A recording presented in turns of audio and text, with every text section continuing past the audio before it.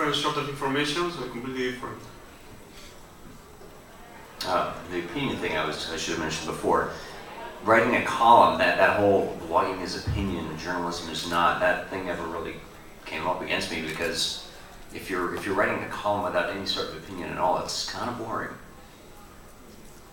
I actually have started including a little bit more opinion in my pieces now, but it's taken me a few years to feel like I even know enough about any space to be able to sort of throw in my point of view. In the past, I've sort of played it safe and just sort of getting experts' point of view on both sides and then trying to weigh those up.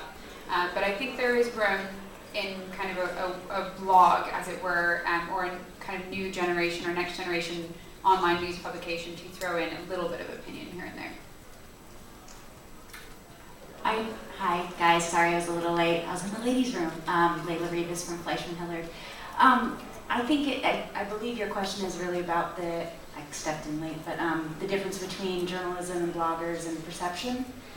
And I used to be a journalist for 10 years, and then when everything started to really move towards the digital space, I started blogging. I didn't want to get left behind. And something I've noticed definitely, and I think somebody else on the panel said it, about journalists feeling probably threatened. I mean, the absolute layoffs in newsrooms and things like that, they're threatened, and they were threatened. There's also the discipline is a bit different. You're trying to remain impartial. I personally don't think that any journalist is fully cleaved from their background, their history, their gender, their nationality, so that comes into play still, but I do think that what I would like to see from bloggers, sorry I'm out of breath, I was running, I'd like to see possible accreditation, something that makes it more official to be a blogger, because there's a lot of misunderstanding, false news, things like that happen, so that would be something interesting that I've heard talked about in journalism schools. So, we've touched on one form of blogging, which is more the sort of journalistic side, but then there's also corporate blogs. So I'm wondering, do you guys have any sort of tips and tricks for what makes a really engaging corporate blog post when you're not necessarily writing for readers, but to kind of make a company look good? Well, I've sort of done a little bit of that. Some of the gigs I've taken up since leaving the Post, I've done a couple of writing for a couple of tech policy groups. I wrote for the Consumer Electronics Association's blog for a year or so, and now I contribute to a blog called the Disruptive Competition Project, that a real mouthful of a term here, the Computer and Communications Industry Association underwrites. And in those cases, I didn't really see that as that much different from what I did when I wrote about tech policy for the Post. Just if absolutely no one read this really wonky piece about spectrum policy or electronics industry standard setting, it wouldn't be as bad because there was no annoyed advertisers. I think if you look at what you're trying to do with a corporate blog, both getting the communication message across as well as setting a voice for the industry, a lot of the reason people will follow that will be they'll follow the personality of the CEO or whoever it is. And so I think you can have a lot more opinion there, and people like that opinion. But also you can have a lot of other content about what they're doing. For example, are they speaking at an event, and have some of the personal angle at it. And that adds to people's connection with the company. So if the people are truly connected with the company, they'll believe in the products and services, but you can only really do that through a personal voice. Yeah. T-Mobile's been doing a lot of that. I mean, Jon Oleaga is kind of one of my favorite telecom people to see what he'll say, because he's kind of leaving it all out on stage these days. And you can have a real opinion there. Right, yeah, and he does not speak in prefabricated quotes. I think for the corporate blogging, depends on the industry. I worked for an insurance company writing a corporate blog, and there's no kidding there. It's no fun there. So you have to be serious about what you're writing about. And for example, just today I discovered a corporate blog is from a startup. It's a real estate startup, it's Moboto. They are really fun things, and they are getting lots of followers, lots of people read it. I'm sure more clients. So it depends.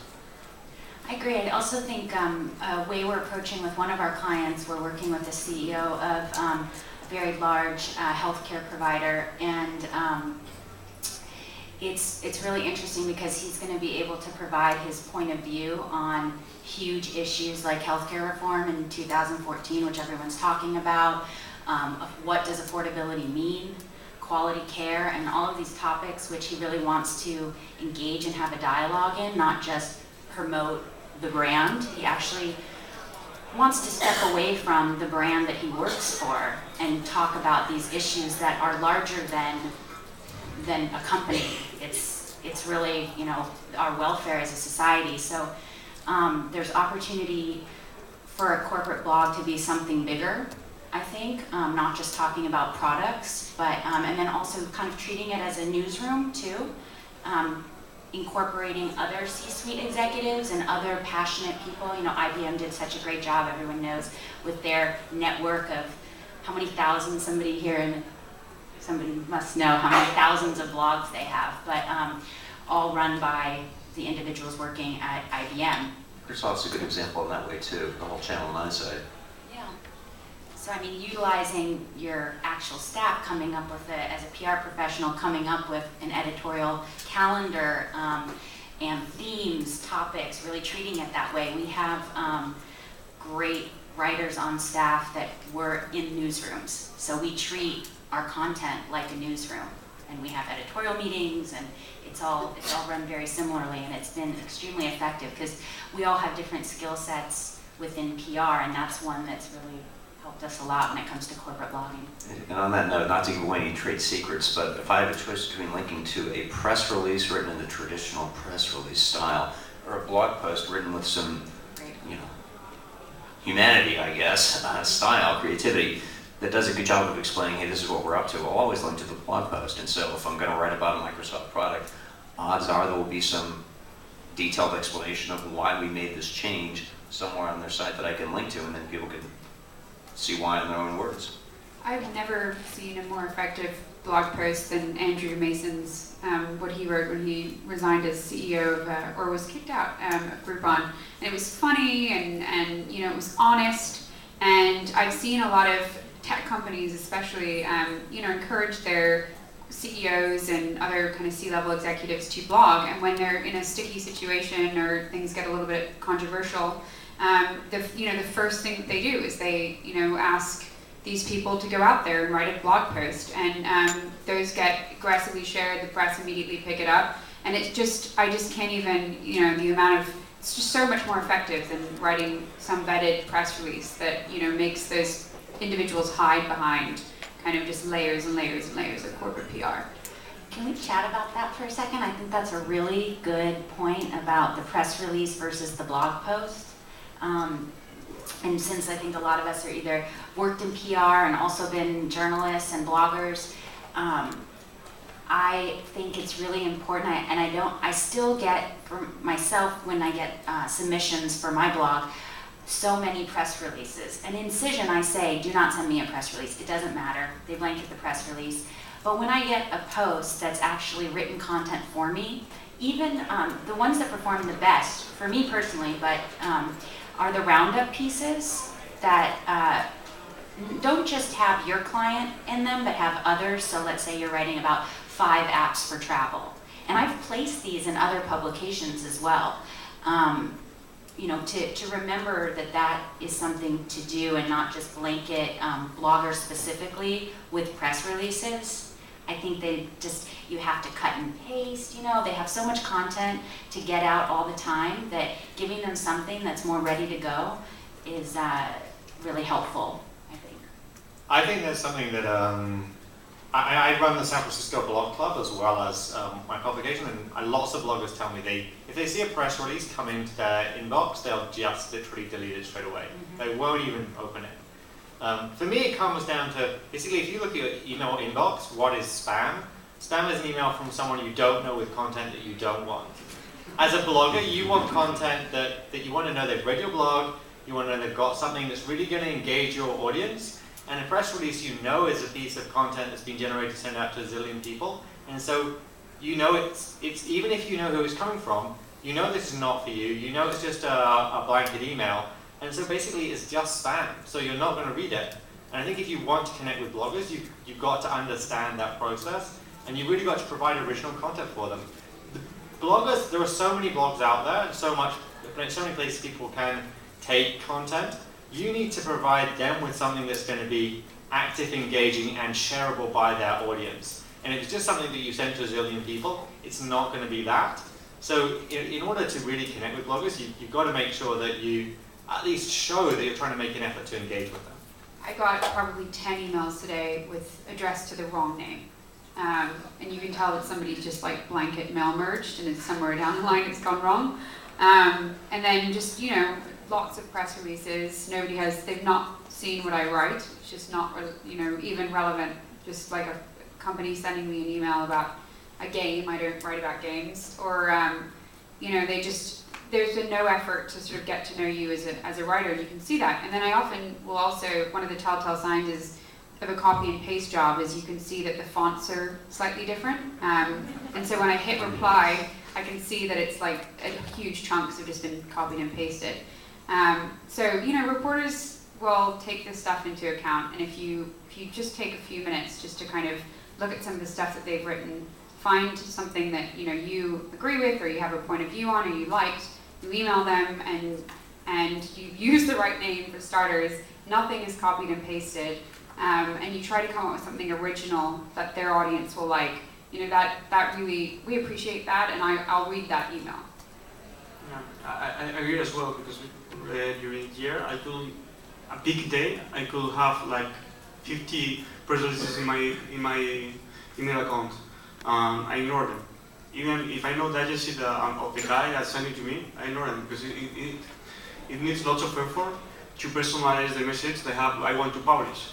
So I just create a note myself and ignore what I get.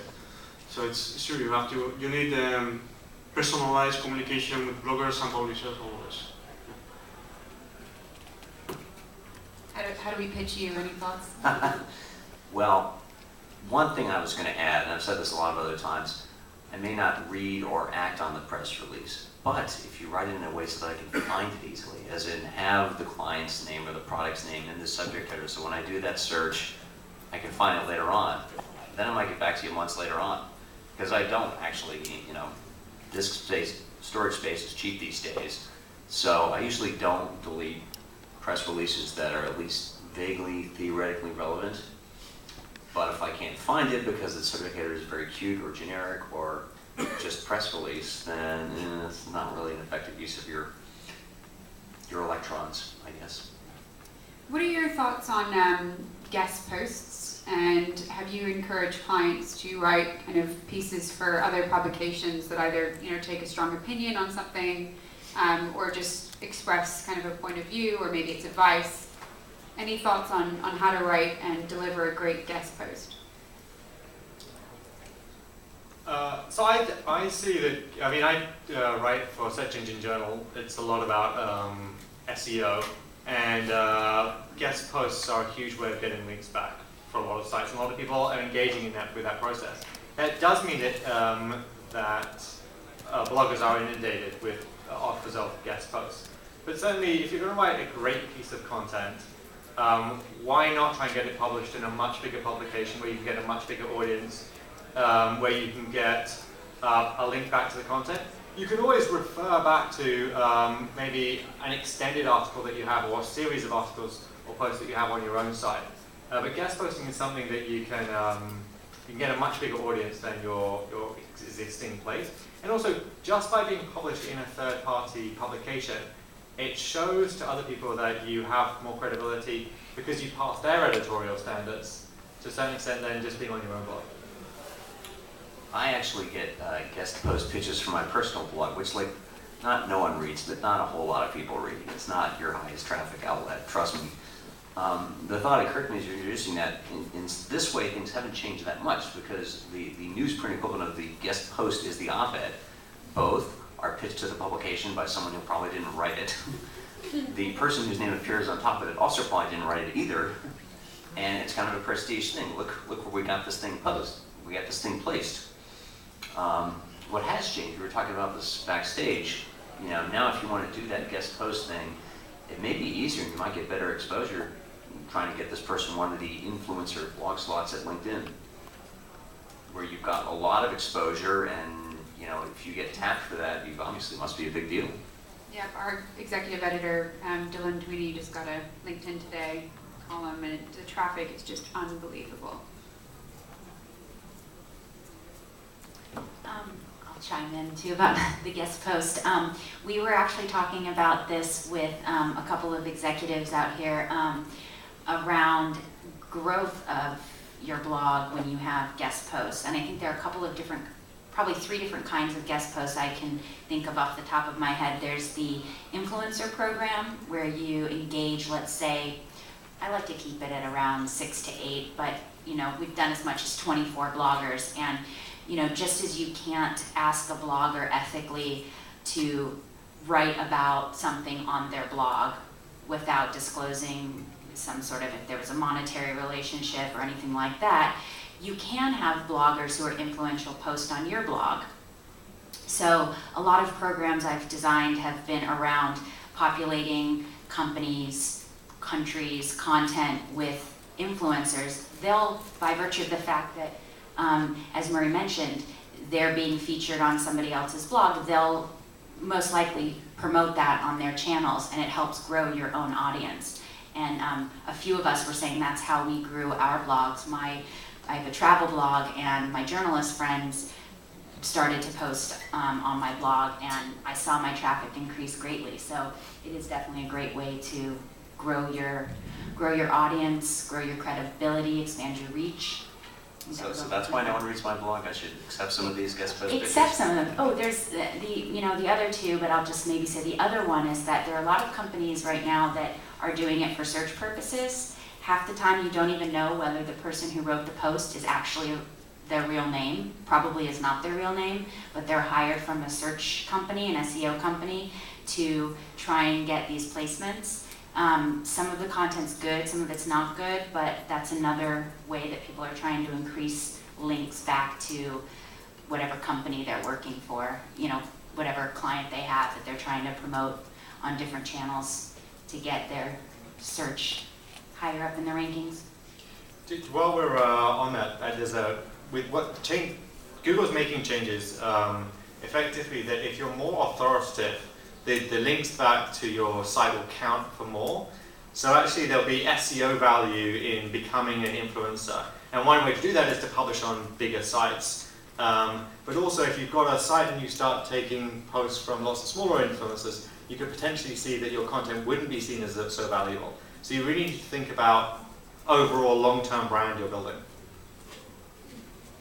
Yeah, I actually really do like guest posts, but I will often ask my friends and network because the ones that are written by someone else are usually the worst, and the ones that are genuinely written by a human being with a point of view are just, they'll do a lot better, and they're a lot more valuable to readers. So I do like guest posts, but this specific kind. At this juncture, anybody in the audience have any questions? Shoot. How important is exclusivity to you guys? Because I talked to a couple other people who write articles and posts, and they said they like to be the first to have something that's coming out that nobody else has. But I also hear the point about how you guys want to see some kind of social proof, or that somebody else vetted you out and wrote about you at the same time. So what is more important? So it depends on the exclusive. Often I'll get offered, it's an exclusive, but it's a piece of news that they couldn't get placed elsewhere because it's not really news. And I can, you can clearly tell. But if it's an exclusive, because it's a really good piece of news for us, usually something like a funding announcement or a company launch, and they've given me that piece of news because I'm a healthcare reporter and it's a healthcare company. I really appreciate that exclusive, and it also means that I don't have to keep any embargo, which are a whole nother nightmare area that we probably shouldn't go into. But it just gives me a lot more freedom, flexibility. Traffic increases just having that exclusive tag. And I think it helps you develop a good relationship with that kind of PR contact. So for me, exclusives, if it's the right kind, definitely always appreciated. Now, I sort of wonder how the way everyone rewrites everyone else's story. I mean, it's bad for journalism when the original story is not actually correct, and then everyone repeats the untruth as if it were so because, oh, hey, he said that. But yeah, when you do a search, I think the next time you go into these exclusives, try searching for that term 2 weeks later, and if your story didn't show up on top, then it means it was for naught because Google judged someone else's work as more relevant. And I would agree that embargoes are a real hairball. And in my line of work in technology journalism, it's most often, here's a new phone or tablet that's coming out on such and such date. And what that usually seems to result in is 10 stories pop online at 12:01 a.m. And I don't know if it's that big of an advantage in practice. Or something gets broken and then you end up with a kind of big hoo-ha the next morning. That happens a lot too. Yeah, it might be a little controversial, but I don't know if you guys have read the book from Ryan Holiday on training up the chain, the relationship between bloggers and the press. You know what I'm talking about? So I'll just explain quickly. Ryan Holiday just wrote this book. This guy worked for a big brand, a big retail brand.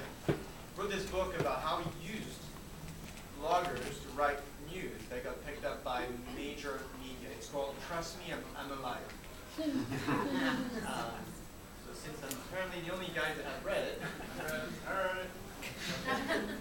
I was hoping you had an opinion on it, if it's healthy, unhealthy. Basically the concept is giving news first to bloggers and seeing how that's the piece of news that actually does pick up to the point where major media actually expresses an interest. Is that a better tactic? Do you think it's unhealthy as a tactic? What's your opinion on that? I'd say trying to game the media like that is not cool, but of course it happens all the time. Look at, ever seen any political campaign come around? Someone releases something that's not true, but eventually you have to report the controversy. And then, you're not reporting some scurrilous bit of gossip. You're reporting the controversy. Yeah, I've seen some cases recently where a company has released a blog post saying that they've been acquired by Google, and a few blogs will immediately jump on it, and then it turns out to be a lie, and that they were just trying to bump up their stock price or something. And it does happen, and when it does, it is an embarrassment for all parties involved, and it's an unfortunate reality of this kind of feed the beast mentality at a lot of blogs now, where you're kind of expected to get out 4 or 5 posts a day. So you don't have a ton of time to fact check. But we do, at VentureBeat, we do try to kind of, at the very least, if some companies claiming they've been acquired by Google, we reach out to our contacts at Google and verify that before we run a story. But it is, if a company, makes a bold-faced lie that sounds convincing, unless you have a lot of time on your hands, you can often kind of be duped by it. The whole topic of blogging versus journalism, I mean, we've been discussing this as if it is necessarily an opposition. Ideally, blogging and journalism should represent the same values, which are talk to your readers because they might have something useful to say and update the story as things change. What we used to call rewrite it for the second edition, which I've actually done, I'm that old. But a lot of the time when blogging sort of become this thing where the most important part of blogging is the part where you look at your page views with the inevitable ugly consequences. Yeah, I think that you guys, you brought up a really good issue, which is bloggers and payment and the structure of the system, which is different than journalism. Journalists get paid by their outlet, not by brands per se. And it's difficult for bloggers because here they have an audience from probably a passion project and they need to monetize it. It's probably more difficult to get ad revenue on their blogs unless they're part of a blogger network like Federated. But they need to make money too. So aligning with brands is a way to make money, or aligning with a company that wants to pay them to write a piece and see if they can place it elsewhere. So it's really kind of like an ethical dilemma that I don't think anyone's figured out. We have WOMA that has their standards, and the FTC, whether we see, I've heard of some cases where a blogger was actually sued for $3 million, and they were fined. A blogger has $3 million to get sued for. I don't think they did, but the judge in the case, it was from a couple of years ago, and I wish I could remember the case, but the company that she was writing about, you know, it wasn't true, whatever she was saying, and they felt it was, you know, destroying their business and that sort of thing, and the judge made an issue out of it. I want to say it's like North Carolina, or I can't remember, but, and he wanted to make a point, whereas you're a blogger, not a journalist, and he made this kind of big distinction, whether that's extreme, $3 million, you know, is up to, like, I'm not sure what the valuation of the company was, but I think that it's that fine line between, I haven't seen much in terms of cases around the FTC and full disclosure, and but I have noticed when I work with mom bloggers and fashion bloggers, they function very differently than tech bloggers and other bloggers that I've run across.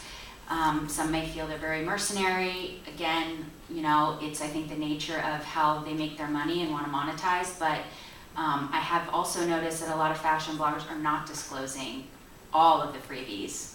And having been an editor myself, you know, almost everything at some point was a handout, you know, when you're, so I think that's dangerous, because when you go on fashion blogs now, it's like every single post, oh, look at this event for, I'm just gonna say a random brand, Massimo, and they get all these clothes, and maybe there's a small line, but almost every post is like that, and it's very small. So I think that coming up with some sort of system where they can make money, because they are providing some information that are useful to people, but also following more strictly and adhering to ethical standards that maybe the